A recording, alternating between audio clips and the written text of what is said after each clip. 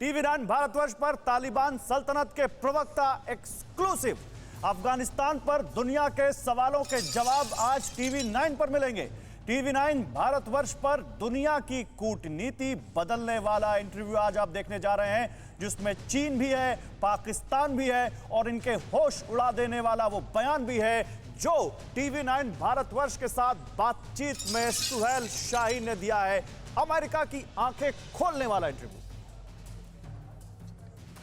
तो काबुल ब्लास्ट के बाद तालिबान का पहला टीवी इंटरव्यू आपके सामने। TV9 भारतवर्ष पर तालिबान के प्रवक्ता सुहेल शाहीन एक्सक्लूसिव। काबुल एयरपोर्ट पर दर्दनाक हादसा हुआ, यह कहा सुहेल शाहीन ने। हमले वाली जगह की सुरक्षा का जिम्मा विदेशी हाथों में था। इसको लेकर आपके मन में बहुत सारे सवाल होंगे। भारत को लेकर सवाल होंगे, कश्मीर को लेकर सवाल होंगे, पाकिस्तान को लेकर सवाल होंगे, अमेरिका अफगानिस्तान में क्या करने वाला है और तालिबान का उस पर क्या रिएक्शन हो सकता है, इसको लेकर सवाल होंगे।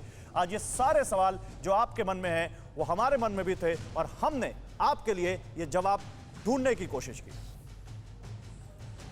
सुहेल शाहीन हमारे साथ मौजूद हैं। सुहेल शाहीन, सबसे पहले तो शुक्रिया, आपने एक बार फिर से वक्त निकाला TV9 भारतवर्ष से बातचीत करने के लिए।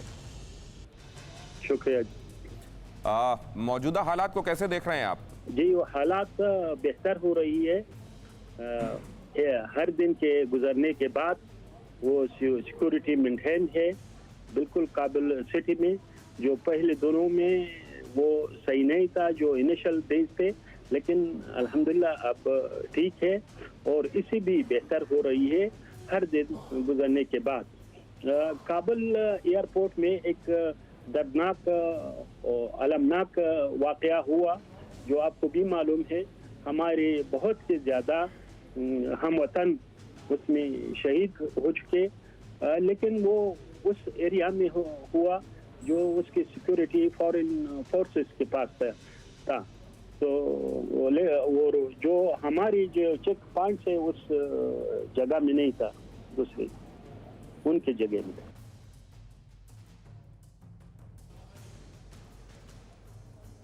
वो हमारे जिम्मे नहीं था, वहां की सिक्योरिटी हमारे जिम्मे नहीं थी। मैंने उनसे यह भी पूछा कि सिक्योरिटी तो एक्चुअली पेरीमीटर में आप ही के हवाले थी, एयरपोर्ट के अंदर अमेरिकी फोर्सेस देख रही थी सिक्योरिटी का जिम्मा।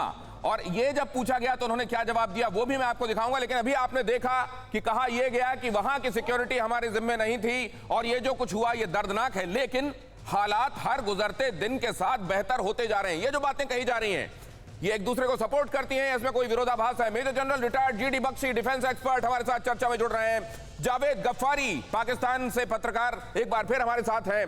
सुमित चौधरी, हमारे संवाददाता, हमारे साथ जुड़ रहे हैं। रोहित शर्मा, वॉशिंगटन से हमारे संवाददाता, एक बार फिर हमारे साथ जुड़ रहे हैं। कुछ ही देर में कुछ और खास मेहमान हमारे साथ होंगे। प्रोफेसर कपिल कुमार, इतिहासकार, हमारे साथ आज की शाम इस चर्चा में जुड़ रहे हैं। जैसे ही मेहमान जुड़ेंगे आगे मैं आपका उनसे परिचय कराऊंगा, लेकिन सबसे पहले मैं ये समझना चाहता हूं कि इस इंटरव्यू में ये जो बात कही गई है कि सिक्योरिटी हमारे पास नहीं थी जहां पर ये ब्लास्ट हुआ। सुमित,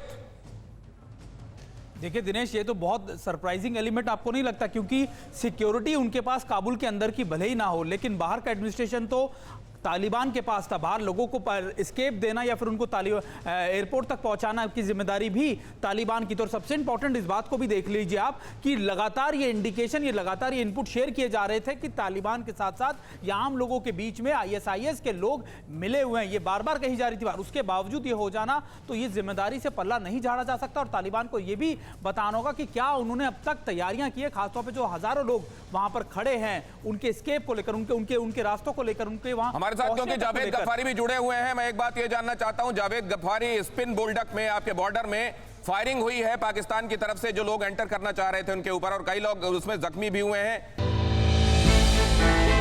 हमने की गलती फिर एक बार, कोरोना ने किया दोबारा प्रहार। मास्क, 2 गज दूरी, करें अपनी सुरक्षा पूरी। कोरोना टीका हम सबको लगाना है, मिलकर साथ समझदारी से कोरोना को हराना है।